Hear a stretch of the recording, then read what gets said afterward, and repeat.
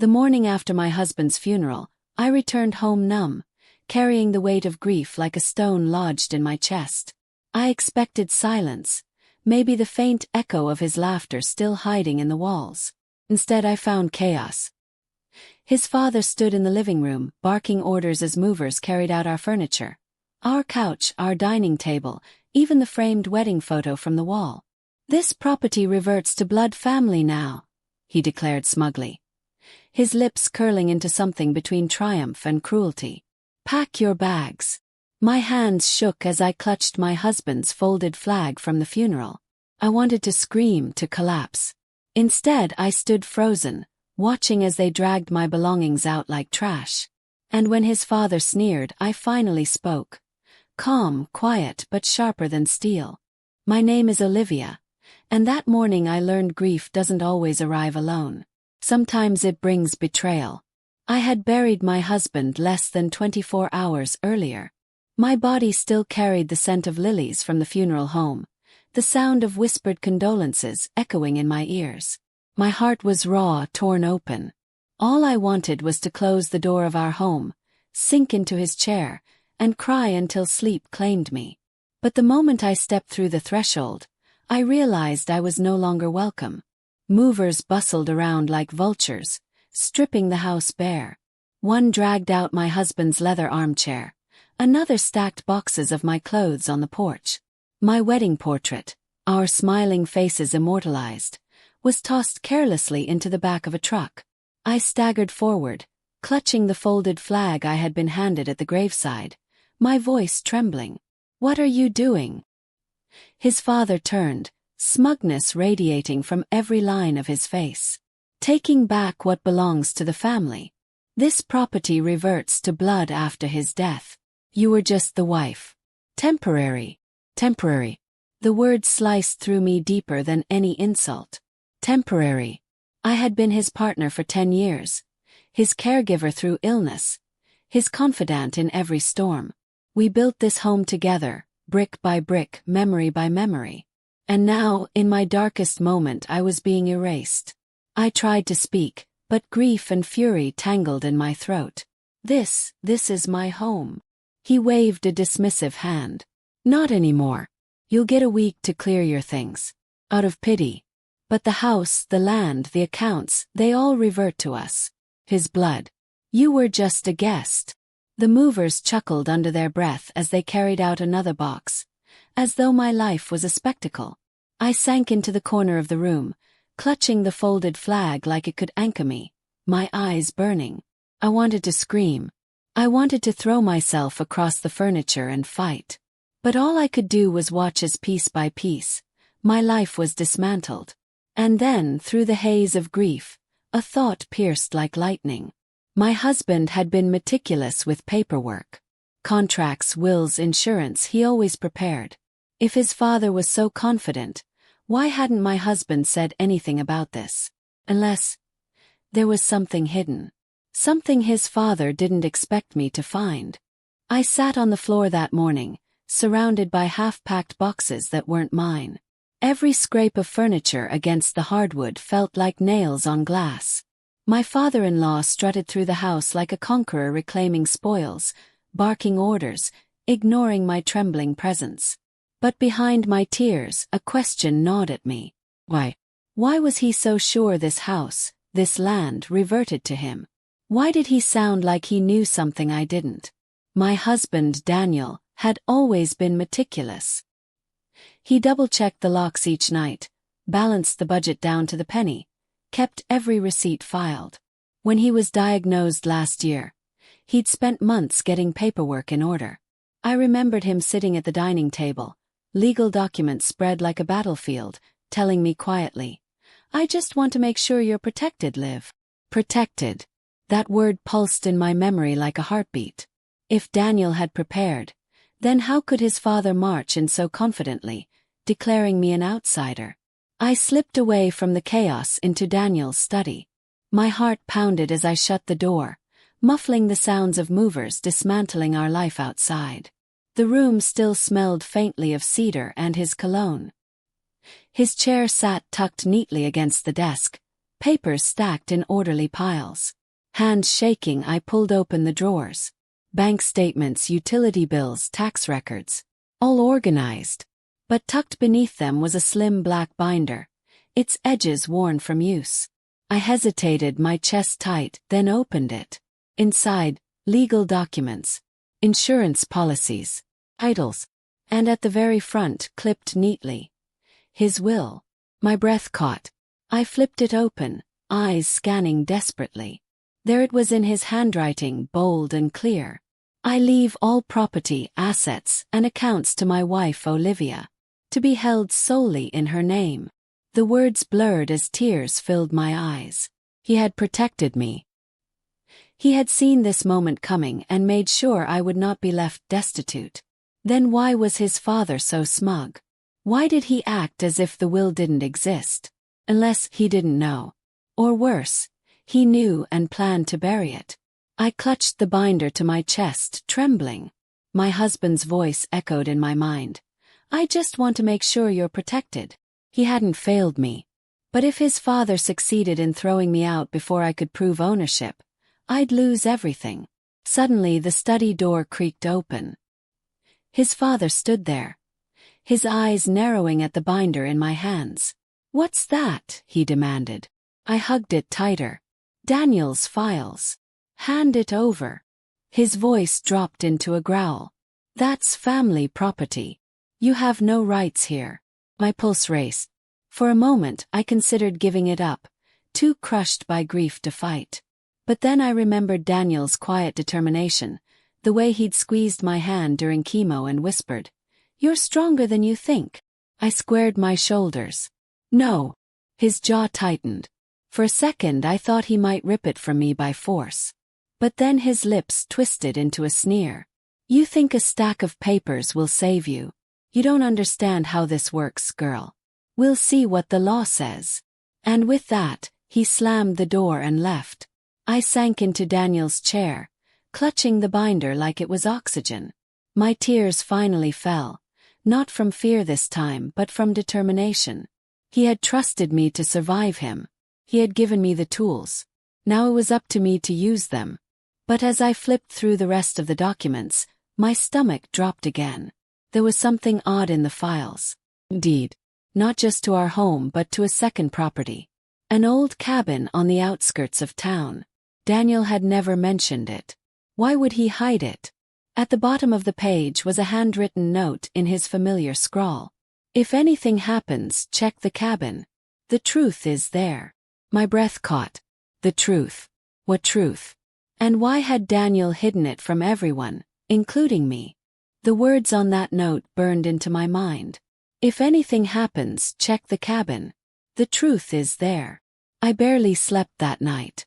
Every sound of boxes being hauled out of the house gnawed at me, but all I could think about was the hidden deed. Cabin. The secret Daniel had kept even from me. By dawn I was in my car, Daniel's binder on the passenger seat.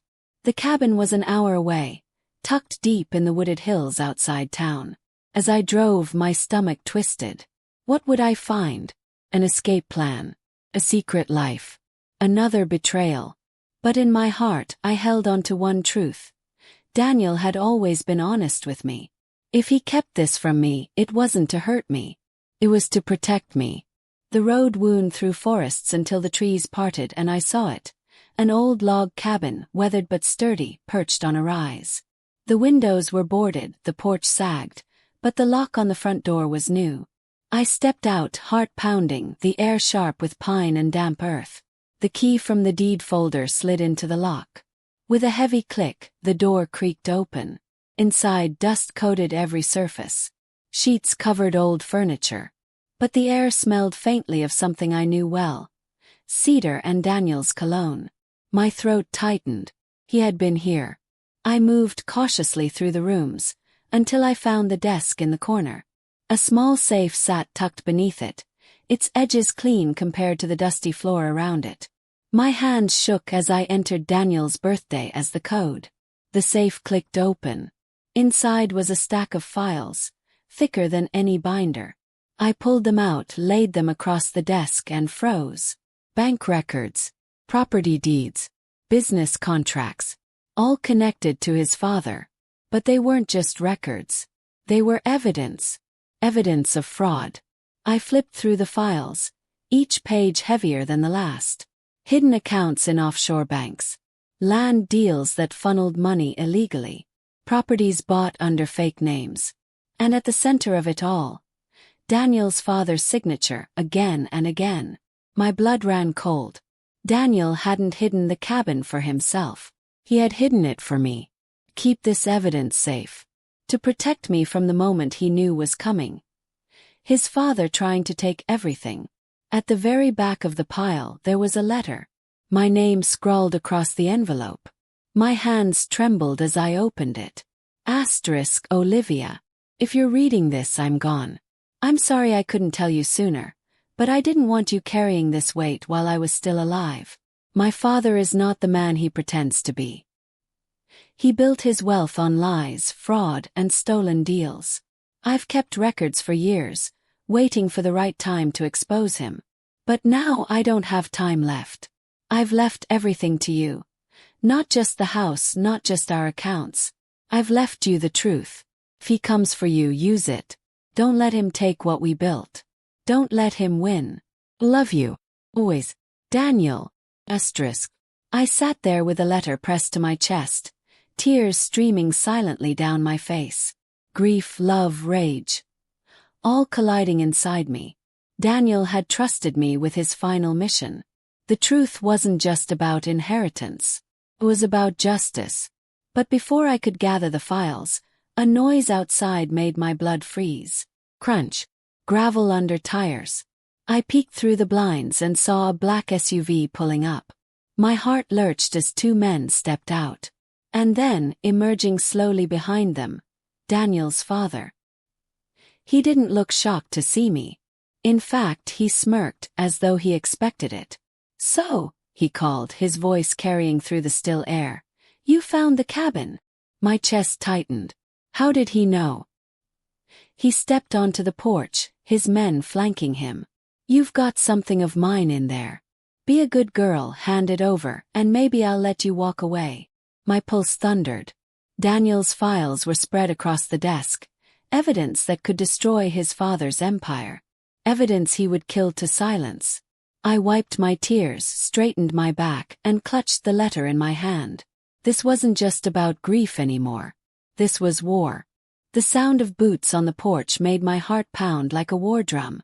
Daniel's files lay scattered on the desk in front of me. Proof of every shady deal his father had ever orchestrated. And now he was here. His voice, smug and venomous, cut through the wooden walls. You think you've won something, Olivia? That cabin, those papers, they don't belong to you. Hand them over before you regret it. I tightened my grip on Daniel's letter. His words whispered in my head. Don't let him take what we built. Don't let him win. For the first time in days, I felt a spark of fire through the fog of grief. Open the door. My father-in-law stood there, flanked by two men in dark coats. He wore the same smug grin as the morning before, but now his eyes glittered with something darker, fear disguised as arrogance. I stepped onto the porch, binder in hand. This doesn't belong to you. It never did. His smirk faltered for a second, then returned. Cute. You think you're clever because you found my son's hiding spot. But you're out of your depth, Olivia. Those papers won't save you. Judges can be bought. Lawyers silenced. All you'll do is drag his name through the mud. His words twisted like knives, but I didn't flinch. Daniel kept these for a reason. He knew what you were. And he knew one day you'd try to steal everything from me. One of the men stepped forward, voice low and threatening. You're standing on thin ice. Hand it over now. I took a step back into the doorway, my voice steady despite the tremor in my chest. If you come any closer, the FBI will have this before you reach me. I already made copies. It was a bluff. I hadn't had time to make copies. But the flicker of doubt in his eyes told me it landed. He clenched his jaw. You don't know who you're dealing with, girl. I built this family. I built everything Daniel had. Without me, you'd have nothing. My voice broke, but I let the pain fuel me. No. Daniel built our life. Our love. And you're not going to erase that. Not with threats, not with lies. The standoff stretched, heavy as thunder. His men shifted uneasily, waiting for his command. Finally, he spat at the porch floor. This isn't over. You want a war, Olivia. You'll get one. They turned and left, gravel crunching under tires as the SUV disappeared into the trees. I collapsed against the doorframe, clutching the binder. My hands trembled so hard I could barely breathe. But beneath the fear was something new. A decision. I couldn't hide anymore. If I wanted to survive this, I had to take the evidence where it mattered. Courtrooms, not cabins. The next morning, I sat in the office of a lawyer recommended by Mr. Grant, Daniel's old financial contact. She was sharp-eyed, no nonsense, and didn't waste time with pity. She flipped through the binder, her brows rising higher with each page. This isn't just inheritance, Olivia. This is fraud, embezzlement, tax evasion. Felonies stacked on felonies. If this goes to trial, he won't just lose the house. He could lose his freedom. Chill ran through me. Then why does he act so confident? Because men like him always do, she said calmly. They bully, they threaten, they make you feel small. But when the truth comes out, their walls crumble. The question is, are you ready for the fight? I looked down at Daniel's letter, folded neatly in my lap. His handwriting, shaky but certain, stared back at me. Don't let him win. I lifted my head. Yes, I'm ready. That night, as I locked the cabin behind me, I realized something. For weeks, I had been drowning, buried under grief, betrayal, fear. But standing there under the wide, star-swept sky, binder in my arms, I finally felt air fill my lungs again. I wasn't just Daniel's widow anymore. I was Olivia, his wife, his defender, the keeper of his truth. And I was going to burn his father's empire to the ground. The courthouse smelled faintly of paper and old wood polish, a strange blend of history and tension. My palms were slick as I clutched Daniel's binder, the weight of his words still echoing inside me. Don't let him win. When I walked into the courtroom, my father-in-law was already there. He sat tall at the defense table, his suit sharp, his smirk sharper. Beside him, a team of lawyers whispered like vultures. He glanced at me, eyes glinting with the same smugness I'd seen at the house. As if I was still the grieving widow he could bully into silence. But this time I wasn't alone. My lawyer, a fierce woman named Karen, sat at my side. She didn't flinch under his glare. She flipped open the binder and whispered, "We've got him, Olivia. Breathe. Just tell your truth." The trial began. The prosecutor laid out the case. Fraudulent accounts, hidden properties, offshore transfers, all tied neatly to my father-in-law. When Karen stood, she held up Daniel's letter. My client's late husband left this evidence in her care, trusting her to protect his legacy. This is not just paper. This is proof of years of deception. Gasps rippled through the gallery as page after page was projected on the screen. My father-in-law shifted in his chair, his smirk faltering for the first time. When I was called to the stand, my knees trembled. But I thought of Daniel, his voice, his love, his fight to shield me, and I found strength. I told them everything. The funeral. The locks changed. The movers stripping the house bare. His father's declaration. This property reverts to blood family now. Each word carried the weight of betrayal, but also the fire of truth. For once, I wasn't speaking as the grieving widow. I was speaking as the woman Daniel believed in, the one strong enough to carry his truth to light. During a recess, Karen leaned close. "You did perfectly. And Olivia, look." I followed her gaze. A few tenants from Belmont, the apartment complex Daniel had left in my name, sat in the gallery. They come to support me. One mouthed, "Thank you," when our eyes met. Warmth spread through me. I wasn't alone. For the first time since Daniel's death, I realized I had allies. people who wanted me to win. And as the judge called the court back to order, I knew one thing for certain. I wasn't just fighting for myself anymore. I was fighting for Daniel, for the life we built, and for every person who had been touched by his father's lies. The final day of trial felt heavier than the rest. The air in the courtroom was thick, charged with tension. I could feel my pulse in my throat as I sat at the plaintiff's table, binder of Daniel's files in front of me. Across the aisle, my father-in-law leaned back in his chair, the same smug grin plastered on his face. His lawyers whispered urgently, sliding papers across the table. He barely glanced at them. He only watched me, eyes cold and calculating. The prosecutor began with the summary. This case is not just about property. It is about betrayal. About a man who tried to erase his son's wife in her darkest hour, while hiding his own empire of fraud. Murmurs rippled through the gallery. Then his lawyer stood. Your Honor, we present new evidence. A prenuptial agreement. My stomach dropped. They handed the document to the judge, claiming it proved I had no claim to Daniel's estate. No right to the house. No right to anything. Gasps echoed. Even Karen's jaw tightened. She flipped through the pages quickly, her eyes narrowing. Then she smirked. Arose.